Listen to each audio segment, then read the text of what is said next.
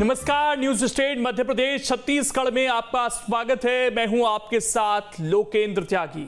आज के मुद्दे में बात फिर से उपचुनाव की होगी। यह उपचुनाव बीजेपी और कांग्रेस दोनों ही पार्टियों के लिए प्रतिष्ठा का सवाल बना हुआ है, लेकिन दोनों ही पार्टियों के लिए यह चुनाव जीतना बड़ी चुनौती भी है। बीजेपी को इस चुनाव में कोरोना और महंगाई जैसे मुद्दों का सामना करना है, तो वहीं कांग्रेस पार्टी के लिए आपसी गुटबाजी बड़ी समस्या बनी हुई है। आज चर्चा इसी मसले पर कि दोनों पार्टियों के सामने कितनी चुनौतियां हैं और खासकर जो अपने थे वो जिस तरीके के तेवर अब दिखाने शुरू किए हैं, कुछ निर्दलीय प्रत्याशी भी खड़े हो रहे हैं, ये कितनी बड़ी चुनौती है। कुछ खास मेहमान जुड़ेंगे, लेकिन उससे पहले आज की रिपोर्ट आप देखिए। मध्य प्रदेश में 30 अक्टूबर को 3 विधानसभा सीटें और 1 लोकसभा सीट के लिए वोट डाले जाएंगे, जिसको लेकर दोनों बड़े राजनीतिक दल बीजेपी और कांग्रेस ने तैयारी शुरू कर दी है। टिकट बंटवारे में जिस तरह की खींचतान दोनों दलों में देखने को मिली, उससे ये तो साफ है कि ये चुनाव दोनों ही दलों के लिए आसान नहीं है। बीजेपी की बात करें तो पेट्रोल डीजल के बढ़ते दाम से बीजेपी को नुकसान हो सकता है। कोरोना में फैली अव्यवस्था बढ़ा सकती है परेशानी, बेरोजगारी बढ़ा सकती है बीजेपी की मुश्किलें, किसानों के मुद्दे पर चुनाव पर होगा असर, बाहरी नेताओं को टिकट देने से पार्टी कार्यकर्ताओं में नाराजगी। रैगांव से बीजेपी नेता पुष्पराज बागरी ने भरा निर्दलीय पर्चा। पूर्व मंत्री जुगल किशोर बागरी के बेटे हैं पुष्पराज बागरी। कांग्रेस भी इस चुनाव में जीत को लेकर इतनी आश्वस्त नहीं दिख रही है। पार्टी ने भले ही बीजेपी से पहले उम्मीदवारों की घोषणा कर खुद को अव्वल दिखाने की कोशिश की, लेकिन पार्टी में टिकट बंटवारे में हुई सियासी घटनाक्रम का पार्टी को इस चुनाव में भारी नुकसान उठाना पड़ सकता है।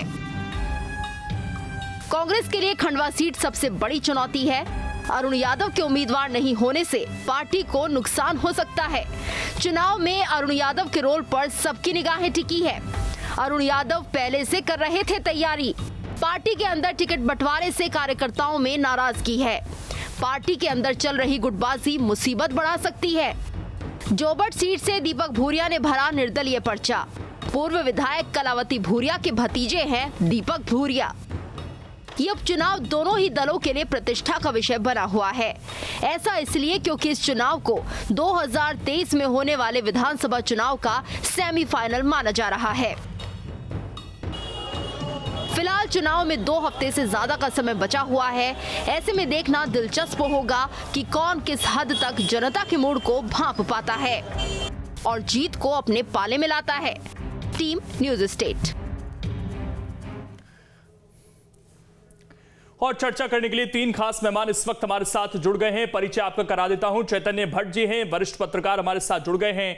दुर्गेश केशवानी जी हैं, प्रवक्ता हैं बीजेपी के, और विभा पटेल प्रवक्ता कांग्रेस के हमारे साथ जुड़ चुकी हैं। आप तीनों का बहुत बहुत स्वागत। शुरुआत दुर्गेश जी आपके साथ। बेशक पार्टी ये कह रही है कि हम परिवारवाद को सपोर्ट नहीं करते, लेकिन परिवार के लोग ही क्या परेशानी बढ़ाएंगे। कुछ तो चुनाव में आ गए हैं, कुछ दूरी बना रहे हैं, कोविड टेस्ट का बहाना दिया जा रहा है।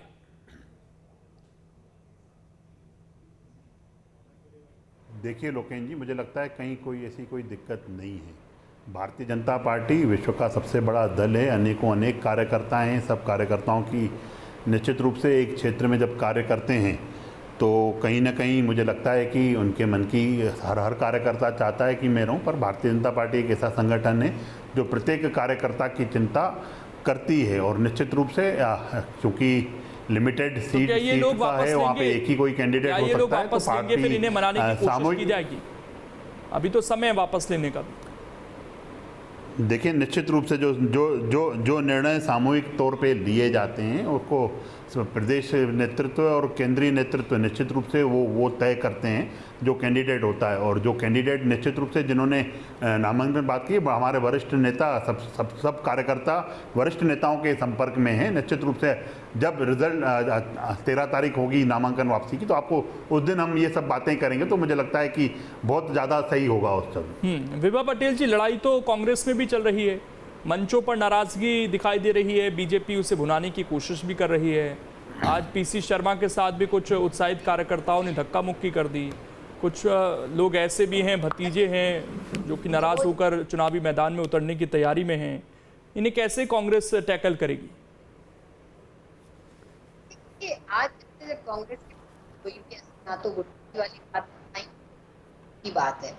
देखिए आज जिस तरह से तैयारी हुई बात हम तो हमारे यहाँ निर्णय भी हमने किया और इसलिए सभी अब कार्यकर्ताओं और नेता को स्पष्ट है कि वहाँ है और जैसा इसने पहले शुरू कर दी थोड़ा विभा जी ऑडियो में प्रॉब्लम आ रहा है, मैं लौटता हूँ आपके पास चैतन्य भट्ट जी से, तब तक मैं रिएक्शन ले लेता हूँ। चैतन्य भट्ट जी, तमाम मुद्दे एक तो ये बगावती तेवर जो दिखाई दे रहे हैं कई नेताओं के, ये दूसरा बीजेपी बेशक कहे कि महंगाई हमारी वजह से नहीं है, अंतर्राष्ट्रीय बाजार में स्थितियां खराब हैं उसकी वजह से, लेकिन जनता को महंगा खाद्य तेल, पेट्रोल, डीजल, अन्य चीज़ें, सब्जियां, फल, इन सब पर महंगाई तो बढ़ी है पिछले कुछ दिनों में। इसका कितना असर और खासकर कांग्रेस जिस तरीके से भुनाने की कोशिश कर रही है, फिर राष्ट्रीय स्तर पर जो मुद्दा चल रहा है किसानों का, वो कितना मैटर करेगा उपचुनाव में? हालांकि जनता का कई बार रुख हमें लगता है कि उदासीन रहता है उपचुनावों में, लेकिन जिस तरीके से इस चुनाव को बना दिया गया है, क्या वो उदासीन रवैया रहेगा या बढ़ चढ़कर इन तमाम मुद्दों को लेकर इस बार वोटर बाहर निकलने वाले हैं? लोकेंद्र जी देखिए, मुद्दे तो बहुत से हैं क्योंकि उपचुनाव 3 जगह हो रहा है, विधानसभा में हो रहा है और एक लोकसभा में हो रहा है। तो मुद्दे तो बीजेपी के सामने चुनौतियां तो काफी हैं, इसमें कोई संदेह की बात नहीं है। आप देखिए बेरोजगारी का मुद्दा है, महंगाई का मुद्दा तो हर व्यक्ति पर प्रभावित करता है और डीजल पेट्रोल के भाव कहाँ आसमान पे जा रहे हैं वो भी आप सब देख रहे हैं। ऐसा नहीं कि बीजेपी के लोगों को उससे कष्ट नहीं, लेकिन चूंकि पार्टी से जुड़े हैं इसलिए उस बारे में कोई बात नहीं करता। कांग्रेस निश्चित तौर पे इन मुद्दों को बढ़ाने की कोशिश करेगी और ये भी उसकी कोशिश रहेगी कि हम लोगों के सामने इन मुद्दों को रखें। वैसे भी लोगों को ये सारे मुद्दे मालूम हैं, क्योंकि आप देखिए कि किसानों का मुद्दा अभी जो लखीमपुर में हुआ है, मुद्दा जो मामला हुआ है वो बहुत संवेदनशील है। इस मामले में बीजेपी का जिस तरह का स्टैंड है वो मुझे लगता है कि कहीं ना कहीं लोगों को इस बात का इशारा करता है कि बीजेपी शायद उन पर कार्यवाही नहीं करवाना चाहती। बीजेपी की पुलिस, यूपी पुलिस नहीं कार्यवाही कर रही। उस पर सुप्रीम कोर्ट ने भी काफी स्पष्ट तौर पर यूपी सरकार को फटकार लगाई। तो मुद्दे तो बहुत से हैं कांग्रेस के पास, लेकिन कांग्रेस के साथ सवाल इस बात का भी है कि उनके अंदर, उनके भीतर भी अंतर विरोधों की कोई कमी नहीं है। अंतर विरोधों के कारण जो बहुत लंबे समय बाद 15 साल बाद सरकार आई थी वो अंतर विरोध के कारण गिर गई। अन्यथा 5 साल तक बीजेपी को तो अभी विपक्ष में बैठना था, लेकिन चूंकि उनके दिल्ली के बाहर छींका टूटा, इंडिया जी नाराज हो गए और बीजेपी की सरकार बन गई। तो बीजेपी के सामने अभी आप देखिए कर्मचारियों का भी मुद्दा बहुत महत्वपूर्ण है। उनको केंद्र के समान जो वेतन, महंगाई भत्ता मिलना था वो नहीं मिल पा रहा और उसको लेकर 28 अक्टूबर को बहुत व्यापक रूप से प्रदर्शन की तैयारी है, हड़ताल की तैयारी। तो उनको भी आपको संतुष्ट करना। दूसरा जो ओबीसी का मुद्दा है वो भी बेवजह में उछाला गया, जबकि एक बार सुप्रीम कोर्ट 50% से ज्यादा के आरक्षण के खिलाफ अपना निर्णय दे चुका है 5 जजों की बेंच। उसके बाद भी ओबीसी को अपने पक्ष में करने की कोशिश करने के लिए बीजेपी ने इस मुद्दे को उठाया है, जो अभी हाई कोर्ट में और सुप्रीम कोर्ट में अनिर्णित स्थिति में। तो मुद्दों की जहां तक बात है, लेकिन मुझे लगता है कि आजकल जो जनता है वो बहुत ज्यादा इन मुद्दों से प्रभावित होती नहीं है, लेकिन इस बात पे निर्भर करता है कि उन मुद्दों को आप कैसे पहुंचा पाते हो। लेकिन दिक्कत ये होती है कि जब आप प्रत्याशी को 15 दिन का या 20 दिन का समय देते हैं तो वो लोगों तक पहुंच नहीं पाता, अपनी बात नहीं कर पाता। और जब प्रत्याशी पहुंच नहीं पाता तो जो मतदाता है उसको लगता है कि अभी तो हमारे दरवाजे ही पे नहीं आए, कैसे उनको वोट दे दें। तो ये भी स्थिति बड़ी परेशानी वाली होती है। अरुण यादव की जहां तक बात है तो अरुण यादव को बहुत लंबे समय से वो कोशिश में थे कि खंडवा से उनको टिकट मिल जाए, लेकिन अंत में ये हुआ कि हर बार ये कह दिया जाता था कि सर्वे के आधार पे हम टिकट देंगे। अब सर्वे किस आधार पे होता था, किसने किया, कहाँ किया, ये तो अभी सामने आई नहीं है बात। तो अरुण यादव ने ठीक है अपने मन से कह दिया कि मैं पारिवारिक कारणों से टिकट नहीं चाहता हूँ, लेकिन उनके अंदर की जो पीड़ा है और उनके जो समर्थक है वो इस बात को समझ रहे हैं कि अरुण यादव को कुछ लोग ऐसे भी होते होंगे सर, जब चैतन्य भट्ट जी, क्योंकि ये ऐसा चुनाव है जिसमें ना तो सरकार की सेहत पर कोई फर्क पड़ेगा, ना ही कांग्रेस बहुत ज्यादा मजबूत हो जाएगी। ऐसे में कुछ लोग जरूर अपनी पार्टियों को एक छोटा झटका जरूर देना चाहते होंगे ताकि उनको तवज्जो मिले। ऐसे भी कुछ लोग होते होंगे जिनको तवज्जो नहीं मिल रही है। आप देखिए ना, है ना, आप देखिए जुगल किशोर बागड़ी जो रेगांव में उनका एक बहुत लंबा समय कटा है उनका, और वो उनका गढ़ माना जाता है। उनके बेटे निर्दलीय चुनाव का फॉर्म भरने की कोशिश कर रहे हैं, वो भर भी देंगे। जबकि उनके ही परिवार में टिकट मिली है, लेकिन उसके बाद उनको ही लगता है कि हमको, चूंकि जुगल किशोर भारती के वो बेटे हैं बाबली, उनको टिकट मिलना चाहिए। ऐसी स्थिति आप देखते थे कलावती भुरिया के बेटे ने भी निर्दलीय फॉर्म भरने की कोशिश। तो पार्टियों में दोनों जगह द्वंद्व की स्थिति तो है। जो लोगों को टिकट नहीं मिल रही, जो टिकट के बहुत लंबे समय से दावेदार थे, उनको टिकट ना दे, बीजेपी ने तो आयातित नेताओं को टिकट देने का एक रवैया अपना लिया है कि जो हमारे कार्यकर्ता हैं उनको हमें टिकट नहीं देना, जो बाहर से हमारे पास आ जाते हैं उनको हम गले लगा लेते, उनको फूल माला पहना देते। तो अगर आप अपने घर के बच्चे को प्यार नहीं करेंगे और किसी गोद लिए बच्चे को सारी भोजन पानी और लालन पोषण करेंगे, तो जो आपके घर का जन्मा बच्चा है वो तो विद्रोह की स्थिति में आएगा ना। तो ये स्थिति तो है। अब सुलोचना रावत को आप देख लीजिए, 4 दिन पहले अभी वो भारतीय जनता पार्टी में आई है, जिंदगी भर वो बीजेपी को गरियाती रही हैं और आज वो उनके गले का हार हो गई। जो लोग वहां पे लंबे समय से काम कर रहे हैं, पार्टी का झंडा बैनर उठा रहे हैं, दरी पट्टा उठा रहे हैं, जय जयकार कर रहे हैं, रात दिन मेहनत कर रहे हैं, उनको आप टिकट ना दे के अगर सुलोचना जी को टिकट दे दिया आपने। अब इसका आपने उदाहरण दमोह में भी देखा होगा कि राहुल लोधी को अपनी पार्टी में लाके उन्होंने चुनाव में टिकट दी और उसका प्रतिफल मिला कि जो जीत कभी 500-700 से होती वो 17,000 तक पहुंच गई। ठीक है, बीजेपी अनुशासित पार्टी है, बहुत ज्यादा कार्यकर्ता खुल के विरोध नहीं कर पाता, लेकिन अंदर ही अंदर तो वो अंदर ही अंदर सर पिछली बार तो कहा गया था ना कि मलैया परिवार ने नुकसान पहुंचाया, उसके बाद निश्चित तौर पे उनके जो बेटे थे जयंत मलैया के उनको निष्कासित किया गया, जयंत मलैया तक को नोटिस दे दिया गया। दुर्गेश जी, लेकिन आम लोगों को आप कैसे ये समझाएंगे कि पेट्रोल डीजल हम महंगा नहीं कर रहे, क्योंकि अब उनके जहन में ये बात पहुंचा दी गई है कि जब 2014 से पहले सरकार थी उस वक्त अंतर्राष्ट्रीय मार्केट में भाव ज़्यादा थे, देश में पेट्रोल डीजल सस्ते में मिलता था। अब भाव अंतर्राष्ट्रीय बाजार में कम है, फिर भी हमें महंगा लेना पड़ रहा है। ये बहुत अंदर तक बात बैठ गई है लोगों के, और जो अभी लखीमपुर खीरी में हो गया, एक सेंटिमेंट यहाँ से बना है, क्या इससे नुकसान बीजेपी को हो सकता है चुनाव में? ये 2 बड़े इशू क्या नुकसान पहुंचा सकते हैं? देखिए लोकेन जी, कहीं कोई इशू मुझे लगता है कि जो महंगाई की बात है जो आप बता रहे हैं, निश्चित रूप से डीजल पेट्रोल अंतर्राष्ट्रीय भाव तय करते हैं और उसके आधार पर तय होता है। पर जनता यह भी समझती है, जब मनमोहन सरकार ने जो पेट्रोल बॉन्ड इशू करके जो रेट नहीं बढ़ाए थे, उसका खामियाजा अगर कोई भर रहा है तो वो हमारी सरकार भर रही है। और उसके साथ साथ जो एक्साइज ज़्यादा की बात आप निश्चित रूप से करते हैं, तो वो मुझे लगता है कि सिर्फ और सिर्फ एक्साइज ज़्यादा है हम मानते हैं, पर हम वो पैसा जन कल्याण के लिए लगाते हैं, हम उन योजनाओं के लिए लगाते हैं जो कांग्रेस के लोग वचन देकर भी पूरे नहीं कर पाते हैं, और हम जनता से बात करके भी उसको निभाते हैं। चाहे दीनदयाल रसोई योजना देखिए, 10 रुपए की थाली वाली योजना थी, गरीबों के अंतिम पंक्ति में बैठे अंतिम व्यक्ति के लिए वो योजना थी, उसको कांग्रेस सरकार ने बंद कर दिया। मेधावी छात्र योजना जो हर वर्ग के छात्र के लिए। दुर्गेश जी, ये बात आप मानेंगे कि जहां जहां चुनाव हो रहा है ये सभी इलाके पिछड़े इलाकों में गिने जाते हैं, ज्यादातर इनमें से? यहाँ के लोग कैसे समझाएंगे कि यहाँ बहुत ज्यादा विकास की गंगा बह गई? जोड़ने का काम किया है तो हमारी सरकार,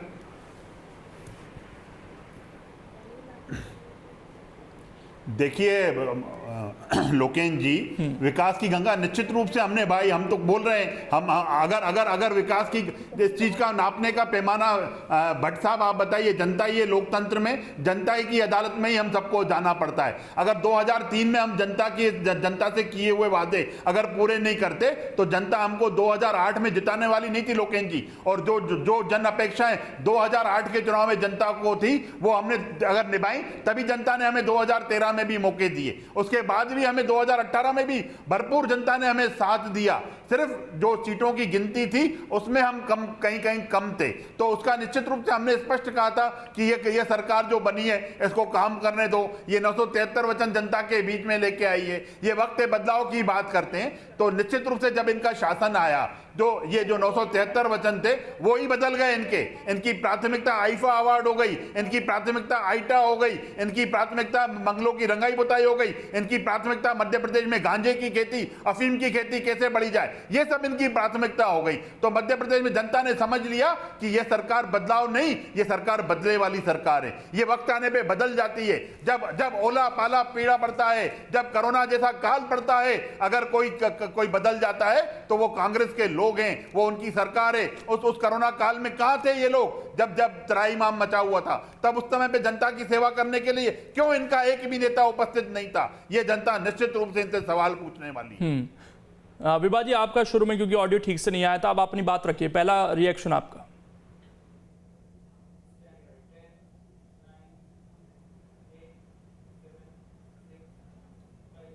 चलिए, कुछ टेक्निकल प्रॉब्लम में दोबारा से हम जुड़ने की कोशिश करते हैं। लेकिन चैतन्य जी, अब सवाल यहाँ पर यह है कि एक लाइन ड्रॉ करने की कोशिश की जा रही है यहाँ पर बीजेपी की तरफ से कि अब हम जो परिवारवाद है उसको पूरी तरीके से खत्म कर देंगे। कांग्रेस का गिनाया जा रहा है कि कैसे नेहरू परिवार से एक ही परिवार चला आ रहा है, लेकिन क्या केवल राष्ट्रीय स्तर पर अगर कहीं परिवारवाद है तो उसी को परिवारवाद मानें? क्योंकि डेफिनेशन तो यही देते हैं बीजेपी के खुद के इतने सारे नेता हैं, विधायक हैं जो कि परिवार से जुड़े हुए हैं। ये किस बेसिस पर बात हो रही है कि हम परिवारवाद से दूर हैं? केवल इन 4 सीटों पर क्या परिवारवाद खत्म किया गया? नहीं, देखिए, परिवारवाद तो हर पार्टी में है। हर नेता अपने बेटे को नेता बनाना चाहता है क्योंकि वो सबसे आसान पैसा कमाने का और प्रभाव जमाने का एक तरीका होता है। आप देखिए कि लोग कहते हैं कि डॉक्टर का बेटा डॉक्टर है, वकील का बेटा वकील है, लेकिन वो एक परीक्षा पास करके आता है। वो 5 साल मेहनत करता है, तब वो डॉक्टर बनता है, वकील बनता है।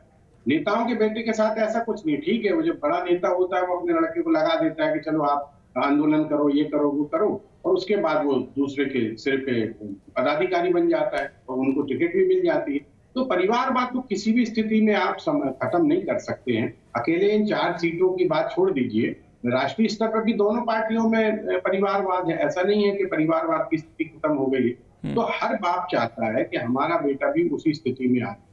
तो इन परिस्थितियों में आप ये सोचें कि हम परिवारवाद को खत्म कर दें। कहने को तो बहुत सी बातें होती हैं, आप दोनों पार्टियां अपने अपने स्तर पर बहुत सी बातें करती हैं। अभी दुर्गेश जी ने कहा कि हमें लोगों ने बड़ा सम्मान दिया और हमको बहुमत दिया, तो उस समय ये सारे मुद्दे नहीं थे ना। हर बार अलग अलग मुद्दे आते हैं और उस स्थिति में आप जैसे आप देखिए कि दमोह में मेडिकल कॉलेज खुलने की बात की थी चुनाव के पहले, लेकिन उसके बाद भी लोगों को असर नहीं हुआ उससे, क्योंकि उनको ये लगता है कि ये सारी जो घोषणाएं होती हैं चुनाव के दौरान होती हैं, उसके बाद उनका कोई ना अमली जामा पहनाया जाता है। खंडवा आप देखिए कि सबसे पिछड़ा हुआ शहर माना जाता है, जिला माना जाता है, अलीराजपुर तो सबसे ज्यादा ही पिछड़ा हुआ माना जाता है। तो लोगों को ये भी लगता है, मतदाताओं को, हम इतने वर्षों से दोनों पार्टियों के लोगों को जिता रहे हैं, लेकिन हमारा जो इलाका है वो अभी भी पिछड़ा हुआ है। तो सर्वांगीण विकास की एक जो पीड़ा होती है मतदाता के मन में, वो भी बहुत मायने रखती है जब चुनाव होता है। ये बात सही है कि दोनों ही पार्टियां अपनी अपनी तरफ से कोशिश करेंगी कि वो मतदाताओं को लुभाएं, किसी तरह से कोशिश करें कि उनका जो गुस्सा है, उनका जो आक्रोश है, उनका जो क्रोध है वो शांत हो सके और वो उनको एक बार फिर से सत्ता में काबिज कर सके। लेकिन जैसे और कई पुराने नेता हैं पार्टी में, विश्वास सारंग हो या आकाश विजयवर्गीय हो, और एक अभी नए नेताओं की फौज है जो तैयार बैठी है। उसमें मुख्यमंत्री के बेटे हों या फिर प्रभात झा के बेटे हों, गोपाल भार्गव के बेटे हों, वो भी तैयार हैं आने के लिए राजनीति में। उस पर भी मैं सवाल पूछूंगा, लेकिन विभा जी अब हमारे साथ जुड़ गई हैं। विभा जी, अपनी बात रखिए।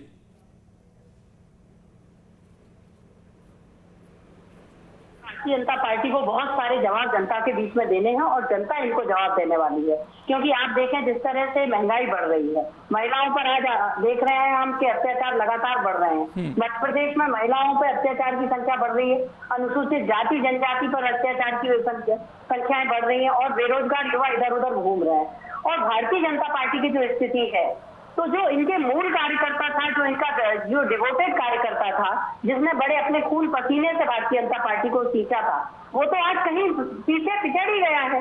तो ऐसे में जब इनके कार्यकर्ता अपने आप को उपेक्षित महसूस कर रहे हैं, ऐसे में भारतीय जनता पार्टी को ये विचार करना होगा कि वो चुनाव में क्या करने वाली है। कांग्रेस का कार्यकर्ता तो आपके भी उपेक्षित थे, कुछ निर्दलीय लड़ रहे हैं, कुछ बीजेपी में जाकर लड़ रहे हैं। नहीं, देखिए, ये तो चुनावों की स्वाभाविक प्रक्रिया है। बहुत से लोग चुनाव में अपनी उम्मीदें रखते हैं और बहुत से लोग चाहते हैं कि उन्हें टिकट मिले और नहीं मिल पाता है। लेकिन कांग्रेस कार्यकर्ता को हम लोग पहले से ही तैयार कर रहे थे, हमारी मीटिंगें भी चालू थी और ढांचा तैयार होना था, जो मजबूती दी जानी थी वो सब तैयार था। क्योंकि भारतीय जनता पार्टी ने जिस तरह से खरीद फरोख्त करके प्रदेश में सरकार बनाई, वो सारी जनता ने देखी है और उसी का जवाब दमोह चुनाव में दिया गया।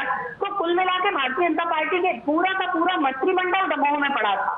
इसी तरह ये भले ही पैसे का उपयोग कितना भी क्यों ना कर ले, पावर का उपयोग क्यों ना करें इन क्षेत्रों में, लेकिन जनता अब कांग्रेस के साथ है। और आने वाले चुनावों में सवाल थोड़ा सा हटके है, क्योंकि ये चुनाव इसलिए हो रहे हैं क्योंकि कोरोना की वजह से ही इन चारों जनप्रतिनिधियों की मौत हुई, अब हमारे बीच नहीं है। और हम देख रहे हैं कि प्रचार जब शुरू हुआ है, मंच पर नेता मस्ती से बैठे हुए हैं, किसी के चेहरे पर मास्क नहीं है, भीड़ इकट्ठा हो रही है। विभा जी, इसकी जिम्मेदारी कौन लेगा? देखिए, ये तो चुनाव में आपने देखा होगा कि कोरोना का उपयोग भारतीय जनता पार्टी ने अपनी सुविधा के अनुसार किया है। और ये जो जनप्रतिनिधियों की दुर्भाग्यपूर्ण मृत्यु हुई है, उसमें भी कहीं ना कहीं कोरोना के दौरान जो अव्यवस्थाएं हुई, जैसे ऑक्सीजन की कमी रही, तो अभी कांग्रेस के नेता क्यों नहीं समझ रहे इस चीज को? सिर्फ आरोप लगा देना क्या ठीक है? जिम्मेदारी तो समझनी होगी ना। देखिए, क्या भारतीय जनता पार्टी की सभाओं में भीड़ नहीं हो रही है? मैं पूछूंगा ना उनसे, मैं पूछूंगा पहले जिम्मेदारी कांग्रेस तो ले, मैं तो जा रहा हूं उनके पास। देखिए, ये चुनाव, देखिए भारतीय जनता पार्टी को ये सोचना समझना, मास्क लगाने में क्या दिक्कत है? ठीक है, भीड़ आप कंट्रोल नहीं कर सकते, मास्क लगाने में क्या दिक्कत है नेताओं को? वो ऐसे बैठे हैं जैसे घर में पार्टी चल रही है, लोगों को घरों में कैद कर दिया जाता है, यहाँ नेता चुनाव लड़ने में मस्त है। लोकेश जी, मैं जवाब दूं? हाँ, देखिए, कांग्रेस का नेता हो या भारतीय जनता पार्टी का नेता, सभी को अपने अपने स्वास्थ्य का और जनता की सुविधाओं का ध्यान रखना होगा। लेकिन भारतीय जनता पार्टी ने जिस तरह से पूरे देश और प्रदेश में ये तैयारी जो शुरुआत कर दी है कि वो अपने सुविधा के हिसाब से कोरोना का उपयोग करते हैं, निश्चित तौर से भारतीय जनता पार्टी के नेताओं को इसका बिल्कुल दुर्गेश जी, सवाल पूछा जाएगा। लोग घरों में कैद रहे, लोग मरे, हमारे नेता हमारे बीच नहीं रहे, उससे हमने कुछ नहीं सीखा। अब ये तस्वीरें मंचों से हम देख रहे हैं, मास्क नहीं है किसी के चेहरे पर। दुर्गेश जी, लोकेश जी, ठीक, मैं विभा जी आ रहा हूं आपके पास। दुर्गेश जी, देखिए लोकेन जी, जो हमारी कांग्रेस की प्रवक्ता साथी हैं, निश्चित रूप से अनर्गल आरोप लगा के बातें कर रही हैं। तस्वीरें अगर बोल रही आपको हैं, ऐसा लग रहा है कि आरोप जो आप अभी अपराधों की बात, मेरे को अक्षरशः बात करने दीजिए, अक्षरशः बात करने दीजिए। अगर मगरमच्छ के आंसू बहाएंगे ये चैनल पे बैठ के, ये अनर्गल आरोप है, अनर्गल आरोप लगा रही है। मेरा कोरोना को लेकर सीधा सवाल है दुर्गेश जी, समय नहीं है। मास्क कहां गए? गायब हो गए? कोरोना खत्म हो गया, वैक्सीन लग गई, ऑक्सीजन उपलब्ध नहीं हो रहा था। देखिए, ये गलत आरोप लगा के ही बात कर रही है। अगर महंगाई की बात कर रही है तो इनको निश्चित रूप से उस चीज को भी एग्जाम्पल सेट करके बताना चाहिए। चलिए, समय नहीं है, लेकिन आम लोगों से ये अपील है कि अगर रैलियों में आपका जाने का बहुत ही मन है तो मास्क लगाकर जरूर जाएं, अपना वैक्सीनेशन करा लें। नेता भी इसका जख्म देख चुके हैं कोरोना के, लेकिन कोई सुधर नहीं रहा है। शुक्रिया आप सभी का जुड़ने के लिए। समय नहीं है, माफी के साथ मैं आप सभी को रोक रहा हूं। शुक्रिया आप सभी का जुड़ने के लिए। छोटा सा ब्रेक, खबरें लगातार जारी हैं।